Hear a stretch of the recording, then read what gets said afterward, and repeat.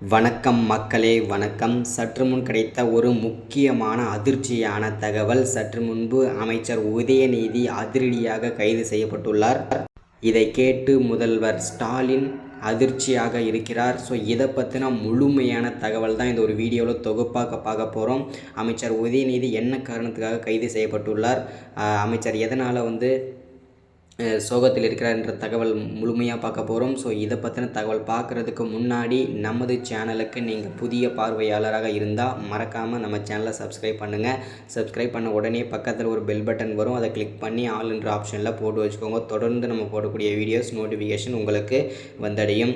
So video பிடிச்சிருந்தால் மறக்காமல் like பண்ணிவிடுங்க, ஷேர் பண்ணுங்கள், சப்போர்ட் பண்ணுங்கள். ஓகே, வாங்க வீடியோக்குள்ளே போகலாம்.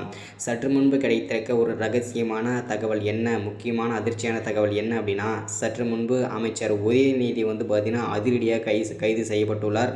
அமலாக்கத்துறையிடம் சிக்கியிருக்கிறார்.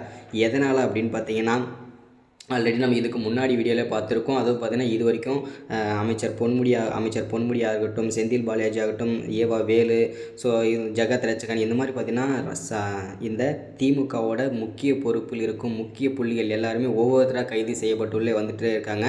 ஸோ 11 அமைச்சர்கள், அதாவது 11 திமுகவோட முக்கிய பொறுப்பில் இருக்கும் அமைச்சர்கள் பார்த்திங்கன்னா அமைச்சர்கள் எல்லாமே கேஸ் நடந்துகிட்ருக்கு. அவங்க எல்லாருமே கைது செய்யப்படுவாங்கன்றதை இன்னும் ஒரு சில வாரங்கள் எதிர்பார்த்து கொண்டிருந்தோம். இதை முதல் முறையாக, அதாவது முதல் முறையாக கிடையாது, முதல் கட்டமாக அமைச்சர் உதயநிதி பார்த்திங்கன்னா இந்த வலையில் சிக்கியிருக்காரு அமலாக்கத்துறையிடம். ஏன் அப்படின்னு பார்த்தீங்கன்னா, இந்த மிக்ஜாம் புயலினால் பாதிக்கப்பட்டிருந்தாங்க இல்லையா, இந்த பாதிக்கப்பட்ட மக்களுக்கு பார்த்திங்கன்னா இவர் தொகுதி, அதாவது பார்த்திங்கன்னா முதல்வர் அமைச்சர் உதயநிதி தொகுதிக்கு பார்த்திங்கன்னா 250 கோடியும் ஒதுக்கியிருந்தாங்க. ஸோ அது மட்டும் இல்லாமல் மொத்தம் டோட்டலாக 4000 கோடி, ஒவ்வொரு தொகுதிக்கும் இவ்வளோ கோடின்னு சொல்லிட்டு ஒதுக்கியிருந்தாங்க. அதில் இந்த 250 கோடி ஒதுக்கிய அமைச்சர் உதயநிதி அவர் தொகுதி ஒதுக்கியிருந்தாங்க இல்லையா, ஸோ அவர் பார்த்திங்கன்னா அந்த 250 கோடியுமே அவங்களுக்கு கொடுக்கல. ஸோ எந்த விதமான நிவாரண நிதியுமே கொடுக்கல. ஸோ அப்படின்றத தெளிவாக தெரியுது. இதனால் இந்த அமலாக்கத்துறை இவர் மேலே கடும் நடவடிக்கை எடுத்து இவர் இன்னும் ஒரு சில தினங்கள்லையோ ஒரு சில வாரங்கள்லையோ இவர் மிக மிக கடுமையான தண்டனைக்கு உள்ளாகப்படுவார். அதுவும் இல்லாமல் அதிரடியாக கைது செய்யப்படுவார்ன்றதை தெளிவாக நமக்கு தெரியுது. ஸோ அடுத்ததாக பார்த்திங்கன்னா இன்னும் ஒரு சில வாரங்களில் 11 திமுகவின் முக்கிய பொறுப்பிலுக்கும் அமைச்சர்கள் கைது செய்யப்படுவார்கள் என்று அமைச்சரும் சொல்லியிருக்கிறார்கள். அதே மாதிரி பார்த்தீங்கன்னா நிறைய திமுக அமைச்சர்கள் பதவி ராஜினாமா செய்து கொண்டே வந்துட்டுருக்காங்க.